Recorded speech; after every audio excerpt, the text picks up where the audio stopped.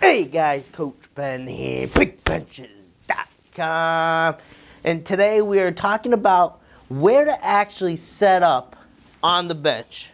Alright, a topic not always discussed, and it's really important.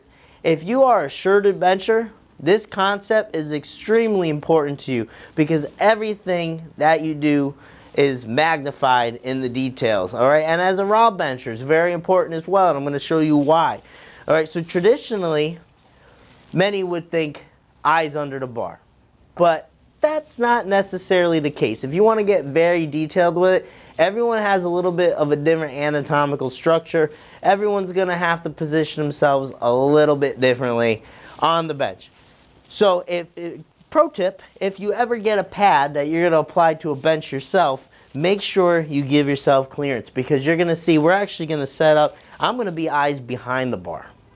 Alright, so if you stop the bench here, you're not going to have the room. So if you ever apply a bench to a pad, make sure that you give yourself room back here. Alright, so let's take a look. Where to position yourself on the bench. Okay, this would be eyes under the bar for me. Alright, and you'll see when I take the bar out, I'm going to be somewhere around there. Alright, not bad. I didn't have to travel a ton of room.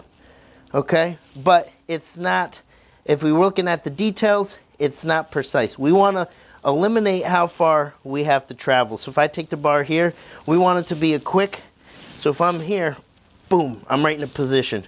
See the distance traveled, much shorter. Boom, I'm in position.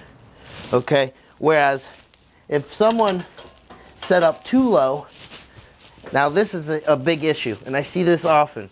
Someone's setting up too low on the bench because now, you know, for some of them, reaching up to the bar this far is going to untuck your shoulders. Alright, it's hard to even keep that tuck if you have to reach up this far.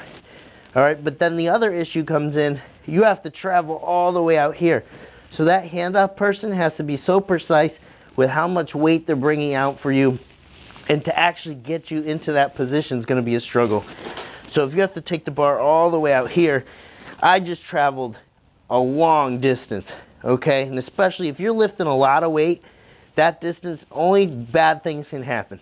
It's only going to be difficult to feel that weight, drag it into position, get it settled with one breath. It's a really difficult process. If you're a shirted bencher and you're taking the bar out this far, you could be so much more efficient and make it so much easier for you and your handlers, okay? So again, eyes under the bar. You don't necessarily have to be under the bar. You don't want to hit the rack either, but you want it to be a real smooth transition. All right, my hand up, boom, right there. Fire back. And you can see I'm close to the rack, I'm not hitting it. Okay?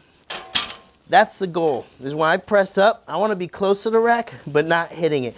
That's efficiency. What we're going for here is just efficiency. Alright, so I don't want to take it out too far. I don't want to be so far behind I'm hitting the rack. So you have to find your sweet spot, and you don't necessarily want to think eyes under the bar because everyone's going to be a little bit different with that. Once you find your sweet spot, understand for next time. If it's eyes just a little bit under the bar, recognize that for next time. Find your sweet spot and make that takeout very efficient. Coach Ben here. And you know where to meet me.